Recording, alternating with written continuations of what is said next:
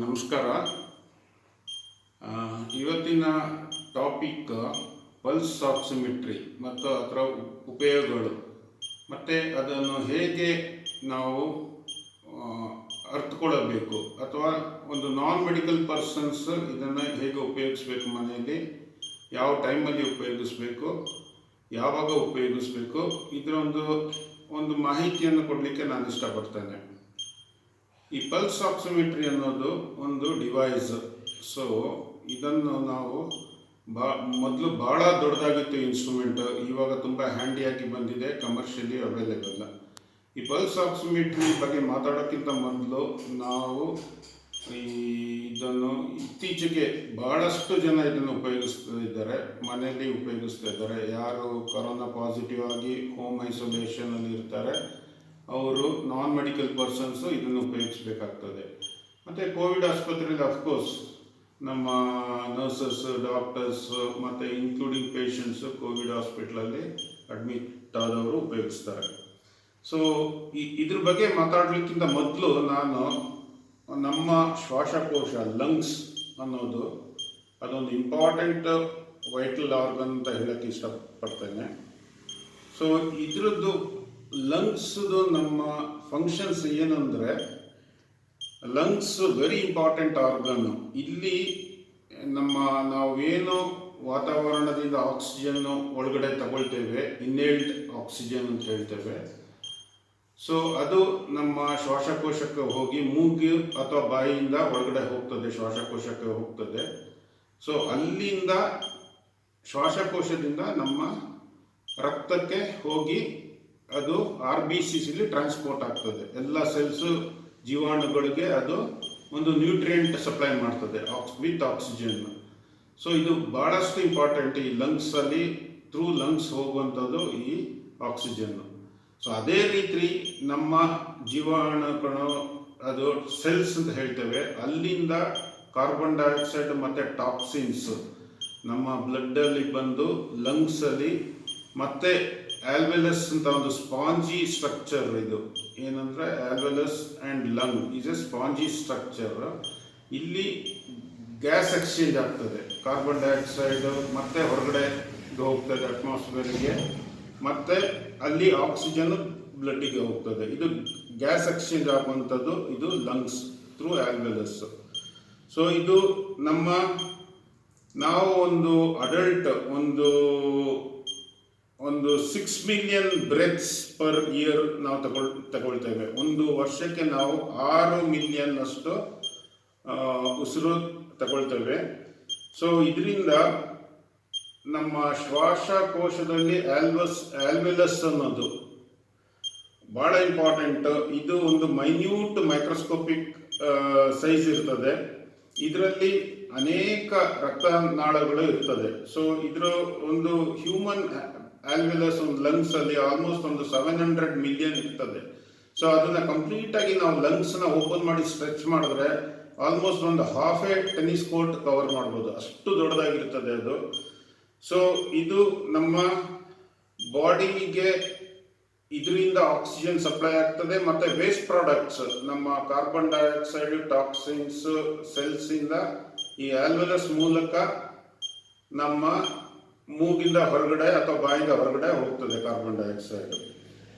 So ಇದು ಬಹಳಷ್ಟು important. So ಇದ್ರ ಫಂಕ್ಷನ್ಸ್, ಲಂಗ್ ಫಂಕ್ಷನ್ಸ್ನ ನಾವು ಸಿಂಪಲ್ ಆಗಿ ಬೇಸಿಕ್ ಟೆಸ್ಟ್ ಮಾಡಬೇಕು ಅಂದರೆ ನಾವು ಕ್ಲಿನಿಕಲ್ಲಿ ಸ್ಪೈರೋಮೆಟ್ರಿ ಅಂತ ಮಾಡ್ತೇವೆ. ಸ್ಪೈರೋಮೆಟ್ರಿಯಲ್ಲಿ ನಮ್ಮ ಲಂಗ್ ಫಂಕ್ಷನ್ ಟೆಸ್ಟ್ ಗೊತ್ತಾಗ್ತದೆ. ಸೊ ಈಗ ನಾವು ಆಕ್ಸಿಜನ್ ನಮ್ಮ ಬಾಡಿಗೆ ಹೇಗೆ ಹೋಗ್ತದೆ, ಸ್ಯಾಚುರೇಷನ್ ಎಷ್ಟಾಗ್ತದೆ ಬ್ಲಡ್ಡಲ್ಲಿ ಅನ್ನೋದು ಭಾಳ ಇಂಪಾರ್ಟೆಂಟ್. ಸೊ ಆಕ್ಸಿಜನ್ ಸ್ಯಾಚುರೇಷನ್ ನಾವು ಬ್ಲಡ್ಡಲ್ಲಿ ನೋಡಬೇಕು ಅಂತಂದರೆ ಇದೊಂದು ಡಿವೈಸ್. ಈಗ ನೋಡಿ, ಇದು ಪಲ್ಸ್ ಆಕ್ಸಿಮೆಟ್ರಿ. ಈಗ ನನ್ನ SpO2 ಇದರಲ್ಲಿ 97% ಇದೆ. So up to 93 to 100% is normal ಅಂತ ತಗೋಬಹುದು. 93%ಗಿಂತ ಕಮ್ಮಿ ಆದರೆ ಪೇಷಂಟ್ ಆಕ್ಸಿಜನೇಷನ್ ಬ್ಲಡ್ಡಲ್ಲಿ ಕಮ್ಮಿ ಅಂತ ಅರ್ಥ. ಸೊ ಅದರಿಂದ ಅನೇಕ ಏರುಪೇರುಗಳು ನಮ್ಮ ದೇಹದಲ್ಲಿ ಆಗುತ್ತದೆ. ಡಿಸ್ಯಾಚುರೇಷನ್ ಅಂತ ಹೇಳ್ತೇವೆ, ಹೈಪಾಕ್ಸಿಯಾ ಅಂತ ಹೇಳ್ತೇವೆ. ಸೊ ಆವಾಗ ಏನಾಗ್ತದೆ, ಅನೇಕ ಏರುಪೇರುಗಳು ನಮ್ಮ ದೇಹದಲ್ಲಿ ಆಗ್ತದೆ.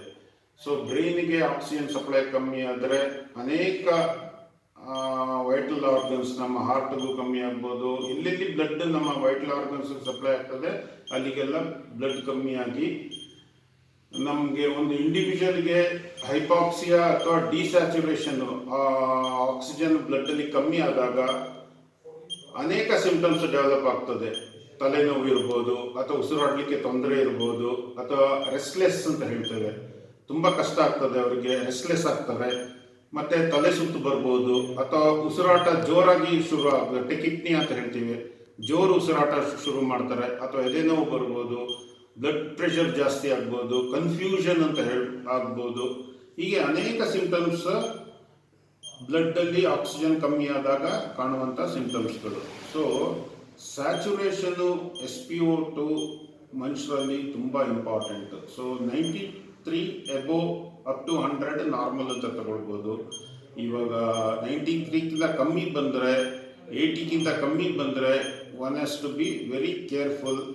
ಸೊ ಇಮ್ಮಿಡಿಯೇಟ್ ಆಗಿ ತಮ್ಮ ಡಾಕ್ಟರ್ಗೆ ಫೋನ್ ಮಾಡಿ ಸಲಹೆ ತಗೊಂಡು ಮೆನಿ ಟೈಮ್ಸ್ ಹಾಸ್ಪಿಟಲೈಸ್ ಮಾಡಬೇಕಾಗ್ತದೆ, ಹಾಸ್ಪಿಟಲ್ಗೆ ಅಡ್ಮಿಟ್ ಆಗಬೇಕಾಗ್ತದೆ. ಇಂಥ ಸಿಚುಯೇಷನು ಈ ಕರೋನಾ ಪೀರಿಯಡ್, COVID-19 ಈಗ ಹೊಸದಾಗಿ 2ನೇ ಅಲೆ ಎಲ್ಲರೂ ನೋಡಿರ್ಬೋದು. ಎಲ್ಲರಿಗೂ ಈ ಪ್ರಾಬ್ಲಮ್ ಆಗುವಂಥ ಸಾಧ್ಯತೆ ಇರುತ್ತೆ. ಆಕ್ಸಿಜನ್ ಪ್ರಾಬ್ಲಮ್ ಕೊರತೆಯಾಗಿ ಭಾಳಷ್ಟು ಜನ ಡಿಸ್ಯಾಚುರೇಟ್ ಆಗಿ ಹೈಪಾಕ್ಸಿಗೆ ಹೋಗಿ ವೆಂಟಿಲೇಟರ್ ಸಪೋರ್ಟಿಂದ ಅವರನ್ನು ವಾಪಸ್ ತರ್ಬೋದು, ICUಗೆ ಅಡ್ಮಿಟ್ ಆಗಬೇಕಾಗ್ತದೆ. ಸೊ ಇಂಥದಕ್ಕೆ ನಾವು ವಿ ಹ್ಯಾವ್ ಟು ಡಯಾಗ್ನೋಸ್, ಅದನ್ನು ನಾವು ಫಸ್ಟು ಡಯಾಗ್ನೋಸ್ ಮಾಡಬೇಕಾಗ್ತದೆ. ಒಂದು ಕೋವಿಡ್ ಪಾಸಿಟಿವ್ ಪೇಷಂಟ್ ಅಂತ ಹೇಳುವಾಗ ಅವ್ರನ್ನ ಐಸೋಲೇಷನ್ ಮಾಡ್ತೇವೆ. ಎಸಿಂಪ್ಟಮ್ಯಾಟಿಕ್ ಆಗಿದ್ದಾಗ ಅವ್ರನ್ನ ಮನೆಯಲ್ಲೇ ನಾವು ಐಸೋಲೇಟ್ ಮಾಡ್ತೇವೆ. ಅವರು ರೆಗ್ಯುಲರ್ ಆಗಿ ಪಲ್ಸ್ ಆಕ್ಸಿಮೀಟರ್, ಅವ್ರದ್ದು ಆಕ್ಸಿಜನ್ ಸ್ಯಾಚುರೇಷನ್ ಅನ್ನು ಮನೇಲಿ ನೋಡಬೇಕಾಗ್ತದೆ, plus along with other treatments. So ಯಾವಾಗ ಹೈಪಾಕ್ಸಿಕ್ ಆಗ್ತಾರೆ ಆವಾಗ ಇಮಿಡಿಯೇಟ್ ಆಗಿ ಅವ್ರನ್ನ ನಾವು ಹಾಸ್ಪಿಟಲ್ಗೆ ಶಿಫ್ಟ್ ಮಾಡಬೇಕಾಗ್ತದೆ. ಅವ್ರು 90ಗಿಂತ ಕಮ್ಮಿ ಆಗಿ ಉಸಿರಾಟಕ್ಕೆ ತೊಂದರೆ ಆದರೆ ಆವಾಗ ನಾವು ಆಸ್ಪತ್ರೆಗೆ ಶಿಫ್ಟ್ ಮಾಡಿ ಕೋವಿಡ್ ಹಾಸ್ಪಿಟಲಲ್ಲಿ ಅಡ್ಮಿಟ್ ಮಾಡಿ ಚಿಕಿತ್ಸೆ ಕೊಡಬೇಕಾಗ್ತದೆ. Plus oxygen, high flow oxygen ಅಂತ ಹೇಳ್ತೇವೆ, ಅದನ್ನು ಕೊಟ್ಟರೆ ಯೂಶಲ್ ಆಗಿ ನಾರ್ಮಲ್ಗೆ ಬರ್ತಾರೆ, ಅವರು ನಾರ್ಮಲ್ ಸ್ಯಾಚುರೇಷನ್ಗೆ ಬರ್ತಾರೆ. ಇಲ್ಲ ಅಂದರೆ ಅವರಿಗೆ ಹೈಪಾಕ್ಸಿಯಾ ಕಂಟಿನ್ಯೂಸ್ ಆಗಿ ಇದ್ದರೆ ಒಂದು 4-5 ನಿಮಿಷ ಅದೇ ಥರ ಒಂದು 40-50% ಬಂದು ಅದೇ ಥರ ಇದ್ದರೆ ಬ್ಲಡ್ ಸಪ್ಲೈ ಬ್ರೈನ್ಗೆ ಅಥವಾ ಹಾರ್ಟ್ಗೆಲ್ಲ ಕಮ್ಮಿಯಾಗಿ ಅವ್ರಿಗೆ ತುಂಬ ತೊಂದರೆಯಾಗಿ ಅವರ ದೇಹದಲ್ಲಿ ಏರುಪೇರಾಗಿ ಈವನ್ ಡೆತ್ ಆಗುವಂಥ ಸಾಧ್ಯತೆ ಇರ್ತದೆ. ಸೊ ಹೀಗಿರುವಾಗ ಇದು ನೋಡಿ, ಇದು ಪಲ್ಸ್ ಆಕ್ಸಿಮೆಟ್ರಿ. ಇದರಲ್ಲಿ ಮೇಲ್ಗಡೆ ಇರೋದು ಈಗ ನಂದು 96 ತೋರಿಸ್ತಾ ಉಂಟು SpO2. ಅದರ ಕೆಳಗಡೆ ನಂದು ಪಲ್ಸ್ ರೇಟ್, ಈಗ ನಾನು ಹೊರಗಡೆ ಎಲ್ಲ ಹೋಗಿ ಬಂದೆ, ಪಲ್ಸ್ ರೇಟ್ 110 ತೋರಿಸ್ತಾ ಉಂಟು. ಸೊ 110 ಅಂದರೆ tachycardia. So above 100 one has to be tachycardia ಅಂತ ಹೇಳ್ತೇವೆ. ಇವಾಗ ಫೀವರಲ್ಲೂ ಟೆಕಿಕಾರ್ಡಿಯಾ ಬರ್ಬೋದು, ಅನೇಕ ಕಾರಣದಿಂದ ಟೆಕಿಕಾರ್ಡಿಯಾ ಬರ್ಬೋದು. ಆಂಕ್ಷಿಯಸ್ ಆಗಿ, ಆಂಗ್ಸೈಟಿ ಇದ್ರೂ ಟೆಕಿಕಾರ್ಡಿಯಾ ಬರ್ಬೋದು. ನಾರ್ಮಲ್ ಆಗಿ ಒಂದು ಇಂಡಿವಿಜುವಲಲ್ಲಿ ಒಂದು 70 to 80, 90 ನಾರ್ಮಲ್ ಅಂತ ತಗೊಳ್ಬೋದು. ಸೊ ಇದು ನೋಡಿ ಪಲ್ಸ್ ಆಕ್ಸಿಮೀಟರ್. ಸೊ ಇದರಲ್ಲಿ ಒಂದು ಲೈಟ್ ಇರ್ತದೆ, ಲೈಟ್ ಕಾಣ್ಬೋದು ನಿಮಗೆ. ಈ ಲೈಟ್ ಇದು ನಮ್ಮ ಒಳಗಡೆ ಬ್ಲಡ್ನ ಸೆನ್ಸ್ ಮಾಡಿಬಿಟ್ಟು RBCs ಅಲ್ಲಿ ಎಷ್ಟು ಬ್ಲಡ್ ಆಕ್ಸಿಜನ್ ಇದೆ ಅಂತ ಅದು ನಮ್ಮ ಡಿಜಿಟಲ್ ಇದರಲ್ಲಿ ತೋರಿಸ್ತದೆ. ಸೊ ಇದು ಡಿಜಿಟಲ್ ಅಲ್ಲಿ ನಿಮಗೆ ಅದರ ಇದು ಎಷ್ಟಿದೆ, ಆಕ್ಸಿಜನ್ ಸ್ಯಾಚುರೇಷನ್ ಎಷ್ಟು ಆಗ್ತಾ ಉಂಟು ಅಂತ ಗೊತ್ತಾಗ್ತದೆ ನಮಗೆ. ಸೊ ಇದು ಈ ಲೈಟ್ ಸೆನ್ಸಾರ್ ಅಂತ ಹೇಳ್ತೇವೆ. ಸೊ ಇದನ್ನು ನಾವು ಕೆಳಗಡೆ ಇಡಬೇಕಾಗ್ತದೆ, ಉಗುರು ಇರೋದು ಸ್ವಲ್ಪ ಮೇಲೆ ಇಡಬೇಕಾಗ್ತದೆ. ಸೊ ಇದರಲ್ಲಿ ನಾವು ಐದರ್ ಫಿಂಗರ್, ಯಾವ ಫಿಂಗರ್ ಬೇಕಾದ್ರೂ ಯೂಸ್ ಮಾಡ್ಬೋದು, ಈವನ್ ಇಯರ್ ಲೋಬ್ ಯೂಸ್ ಮಾಡ್ಬೋದು. ಕಾಮನ್ ಆಗಿ ನಾವು ಮಿಡಲ್ ಫಿಂಗರ್ ಅಥವಾ ಥಂಬ್ ಯೂಸ್ ಮಾಡ್ತೇವೆ. ಸೊ ಮತ್ತು ಅನೇಕ ಟೈಮಲ್ಲಿ ನಾವು ಇವಾಗ ಕೆಲವರೆಲ್ಲ ನೈಲ್ ಪಾಲಿಶ್ ಎಲ್ಲ ಹಾಕೊಂಡು ಈ ಥರ ಸೆನ್ಸಾರ್ ಸರಿಯಾಗಿ ಸೆನ್ಸ್ ಮಾಡೋದಿಲ್ಲ. ಈ ಲೈಟ್ ಪಾಸ್ ಪಿಟ್ ಫಾಲ್ಸ್ ಇರ್ತದೆ, ಅಂದರೆ ನೈಲ್ ಪಾಲಿಶ್ ಎಲ್ಲ ಉಪಯೋಗಿಸ್ಕೊಂಡು ಅಥವಾ ತುಂಬ ಎಕ್ಸ್ಟ್ರಿಮಿಟೀಸ್ ಕೋಲ್ಡ್ ಇದ್ರೂ ಕೆಲವು ಕರೆಕ್ಟಾಗಿ ತೋರಿಸೋದಿಲ್ಲ. ಸೊ ಪಲ್ಸ್ ಆಕ್ಸಿಮೆಟ್ರಿ ಫಸ್ಟು ಅದನ್ನು ನಾವು ಹೇಗೆ ಉಪಯೋಗಿಸ್ಬೇಕು, ಹೇಗೆ ಅದನ್ನ ಓದಬೇಕು ಅನ್ನೋದು ನಾವು ತಿಳ್ಕೊಳ್ಬೇಕಾಗ್ತದೆ. ಆ್ಯಂಡ್ ಇದೊಂದು ವೆರಿ ಇಂಪಾರ್ಟೆಂಟ್ ಎಕ್ವಿಪ್ಮೆಂಟ್ ಅಂತ ಹೇಳಕ್ಕೆ ಇಷ್ಟಪಡ್ತೀನಿ ಈ ಕೋವಿಡ್ ಟೈಮಲ್ಲಿ. ಪ್ಲಸ್ ನಾವು ಇದನ್ನು ಎಲ್ಲರೂ ನಮ್ಮ ಆಪರೇಷನ್ ರೂಮಲ್ಲಿ ಅಥವಾ ಆಪರೇಷನ್ ಥಿಯೇಟ್ರಲ್ಲಿ ಅನಸ್ತಟಿಸ್ಟ್ ನಮ್ಮಲ್ಲಿ ದೊಡ್ಡ ಮಾನಿಟರ್ ಇರ್ತದೆ, ಅದರಲ್ಲೇ ನಮಗೆಲ್ಲ ಗೊತ್ತಾಗ್ತದೆ. ಸೊ ಕಾಮನ್ ಆಗಿ ಹಾಸ್ಪಿಟಲ್ಸಲ್ಲಿ ಇದು ಯೂಸ್ ಆಗ್ತಾ ಇರ್ತದೆ. ಈಗ ಪಬ್ಲಿಕ್ ಲೈಫಲ್ಲೂ ಇದು ಎಲ್ಲ ಮನೆಯಲ್ಲೂ ಆಲ್ಮೋಸ್ಟ್ ಎಲ್ಲ ಮನೆಯಲ್ಲೂ ಇದು ಇವಾಗ ಇತ್ತೀಚೆಗೆ ಕಾಣಬಹುದು ಪಲ್ಸ್ ಆಕ್ಸಿಮೆಟ್ರಿ ಅನ್ನೋದು. ಸೊ ನಮಗೆ ಇದು ಸ್ಯಾಚುರೇಷನ್, ಆಕ್ಸಿಜನ್ ಸ್ಯಾಚುರೇಷನ್ ತುಂಬ ಇಂಪಾರ್ಟೆಂಟು ನಮ್ಮ ವೈಟಲ್ ಆರ್ಗನ್ಸ್ಗೆ ಫಂಕ್ಷನ್ ಆಗಲಿಕ್ಕೆ. ಸೊ ಡಿಸ್ಯಾಚುರೇಟ್ ಆಗಬಾರ್ದು.